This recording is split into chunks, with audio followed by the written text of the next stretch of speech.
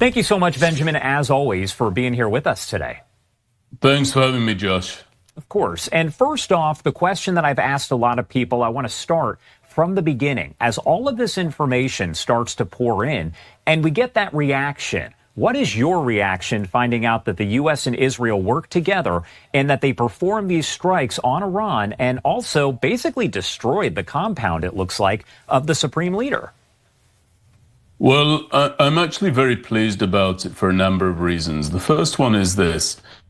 There are so many people who have tried to drive a wedge between Israel and the United States, including on the right side of the political aisle over there in the US. And I'm pleased to see that this is a real smack in the eye to that isolationist, dare I say, anti-Israel and sometimes anti-Semitic ideology from some of the commentariat. Of course, that's in addition to what we've seen from the left for many, many years.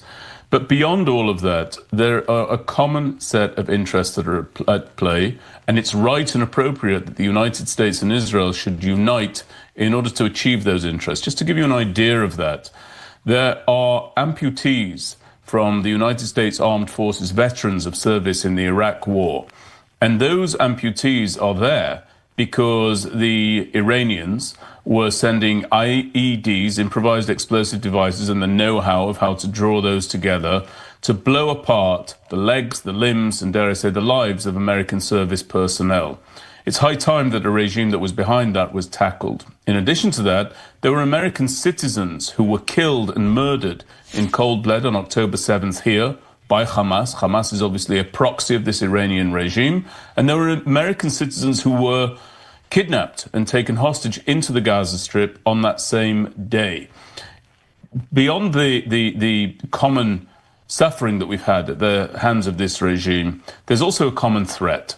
And that is that Iran is clearly seeking to bring about nuclear weapons capabilities. It has hegemonic aims at the base of its ideology. It calls for the death of Israel and the death of America regularly and often.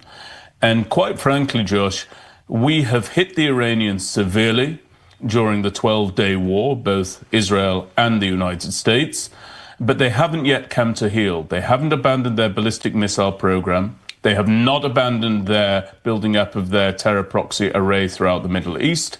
And they also have not abandoned their nuclear weapons pursuit. And so in light of that, given that they took such a heavy hit last time and remain absolutely sedulously focused on those three goals, the only real relevant aim is for us to take out the regime and to topple that regime. And I'm pleased to see that according to all of the reporting, the leaders of that regime are currently being targeted. I'm hopeful those targets will end with success.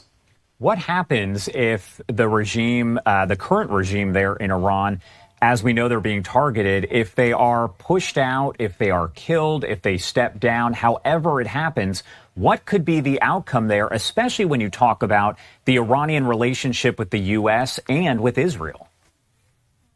Well, I wouldn't want to predict as to who might take the place of the current regime, but I would draw everybody's focus to the fact that you've seen the Iranian people out in the streets recently on pain of death. These are individuals, people, groups, campaigners, all of whom had to deal with live fire at the hands of the besieged, at the hands of this regime that was gunning them down by their thousands. Now, that speaks to a people who want their freedom. I think it's very instructive that President Trump and Prime Minister Benjamin Netanyahu, President Trump in English and Prime Minister Netanyahu in Hebrew, have found a common thread in their declaration of the fact that this war has now begun. And that common thread, beyond the strategic goals, beyond the military goals, is that Iran will be the purview and there for the taking and there for the leadership of the Iranian people, who both President Trump, Prime Minister Netanyahu spoke to the heroism of in their respective addresses. So I think that it's very, very clear that there is an expectation that the Iranian people lay ready, willing and able to stand up, walk forward and actually take their country towards a better direction in the event that there's a successful toppling of the regime. And we were speaking with Enya Kravin over at the Foundation for Defense of Democracies just moments ago as she was in her shelter. It sounded as though you could hear another alert coming in. And Trey Yingst over at Fox News, who was in there, said more incoming missiles, sirens in northern Israel. How is Israel able to protect its citizens? We know about the Iron Dome. We've heard a lot about that. Can you explain that for folks out there, how they're able to take down those incoming missiles?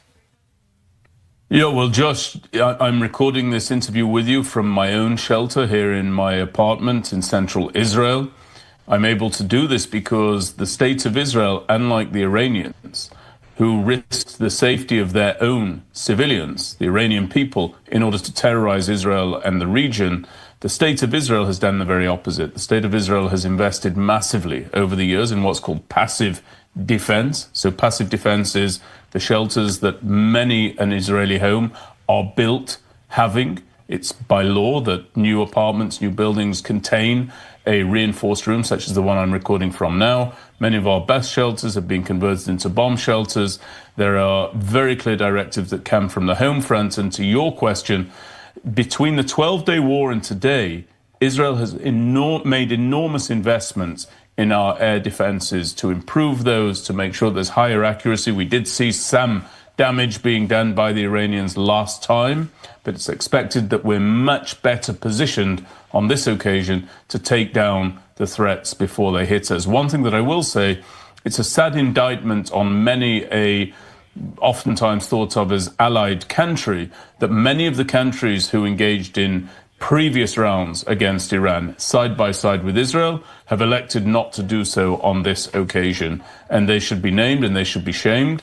And the record of history should very clearly draw a black circle around the names of those states. But America and Israel, as one would hope, are standing by side and acting together for a common cause. And of course, throughout the morning, we've been talking about the fact that President Trump is expected to address the nation here coming up in hours. However, we've now heard from the White House as they're saying that that is not going to be the case. They are not going to be holding any kind of news conference or getting remarks from President Trump in the coming hours. That, of course, could change. We know that we'll get an alert there from Caroline Leavitt with the White House. She'll break down times and things of that nature. So when we find out more, we will make sure to bring that to you here on Live Now from Fox. And Benjamin, I wanted to talk a little bit about the Iran proxy terror groups here. We're talking about Hamas, Hezbollah, the Houthis, all of them. How do they potentially factor into retaliation when you talk about the U.S. and Israel strikes there on Iran? So there are a couple of points that I'd make with regard to those terror proxies. The first one is I believe that the people of Lebanon are desperately hoping that Hezbollah, which is under the direct command of the Iranians at this very moment, that Hezbollah will not launch any type of strike against the state of Israel, because I'm absolutely convinced that were they to do so, there would be hellfire rain down on Lebanon against the target bank that we have there, which is very rich and very extensive and very well practiced for. In addition to that, the proxy network of the Iranians has been massively downgraded as a result of the courage and the fighting of the members of the Israel Defense Forces since October 7th. So Hamas is nowhere near as potent and as dangerous as it was prior to October the 7th. We've paid, by the way, in Israel, huge costs in terms of the lives of our soldiers and the health of our nation as we've taken the fight to Hamas, but we've done that, they're downgraded. Same can be said about Hezbollah, severely downgraded as a result of the actions of the Israel Defense Forces. The Houthis continue to be a menace, but it's in the context of that, an enfeebled terror network that Iran has at its disposal, that I'm very bullish about the virtues of us taking this fight to this regime and bringing about an end to this decades-deep menace. And I just want to finalize that point by saying we face a very simple choice. Do we want to tackle this regime while it's limited to conventional weapons, dangerous as they are, or do we want to tackle this regime when perhaps they are in possession of nuclear weapons capabilities? I think the answer is very clear to everybody. Are we closer than ever before to the end of the regime? Does it appear that that is the end result here?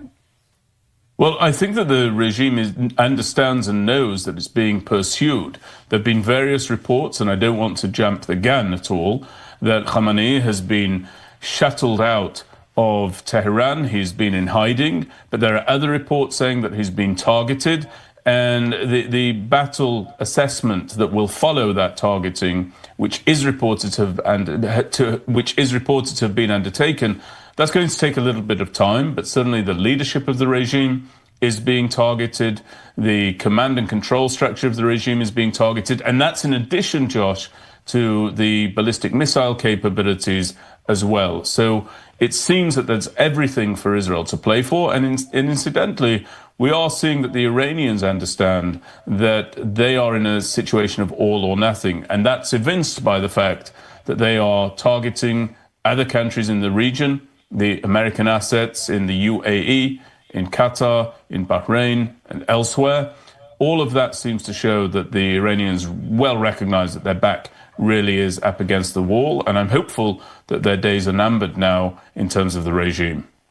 As far as protesters there, we know that President Trump called on those Iranian civilians to go out and essentially topple the government. He wants them to take part in those protests. And that's what Iran's supreme leader had initially said, is that President Trump was pushing them to do that.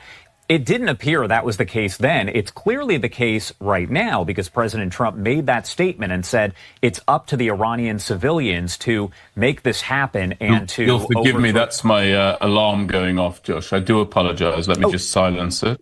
Do you need to go? I know you're in your shelter. I'm in the safe room, but that's an alarm warning that there's incoming at this time. Sorry about that. Please repeat your question. No, you're totally fine. And if you need to go, please let me know, because your safety is more important than the interview. So... Thank you. I can continue. Of course. And first off here, as we continue talking about all of this, what question or questions do you still have about this operation and what happens next? Well, this operation is obviously something that I'm supportive of. I think I've conveyed it during the course of this conversation. But to me, it's also of vital importance that Israel takes care of the proxies that Iran has as they remain around our borders. I want to see the complete and total destruction of Hamas as a terror force inside the Gaza Strip. We still haven't realized and recognized that war aim. Remember, there were two war aims after October 7th to bring back all of our hostages. Thankfully, we achieved that, albeit with some no longer possessed of the gift of life, and also to downgrade and to destroy Hamas's military capabilities. They're still refusing to hand over their arms. They're still refusing to disarm. And I think that in the face of that refusal, they have to be militarily destroyed. And I would say the very same for Hezbollah. There's been a lot of false hope, in my opinion, unfounded hope behind the idea that the Lebanese armed forces and the president of Lebanon would be able to bring Hezbollah to a position where they would hand over their arms and disarm. That simply isn't the reality. We're dealing with jihadist, terrorist, fanatical organizations. And so the fights need to be taken to these people until such time as they surrender and lay down the abilities that they have to bring us harm. And I think something that would induce that in the context of those proxies would definitely be to wipe out the regime that is their patron, namely the regime inside Iran. And I think that we're on target to do that. I don't think it's easy. I don't think the outcome can be presumed, but I do think it is an appropriate, proper, and correct military aim. We have complete air superiority over the skies of Iran. The regime was unable to protect itself during the 12-day war or its citizens during the very same time period. And I think that now is really the time to take this regime, which is buckling on the ropes of its own survival, and really deliver a knockout blow. My last question here before I let you go. I know we've gotten in depth here. I wanted to ask you about the region itself. When you talk about the Middle East, are there concerns that there is going to be a regional situation that worsens before it gets better? Not just necessarily even in that region, worldwide, as you have so many different elements to this situation. Does this kind of spiral into something before it gets better? Well, I'm actually concerned. I see things a little bit differently to most. There were several accords, you'll remember the Abraham Accords, that brought about the normalization of relations between Israel and several of the regional powers here in the Middle East. Now, that normalization came about primarily because there was a common threat felt by all of the signatory countries, and that threat was the possibility of a nuclear-capable Iran. And so the UAE, for example, looked on and said, Israel is determined to block Iran from having nuclear capabilities. It's in our interests to normalize relations with them.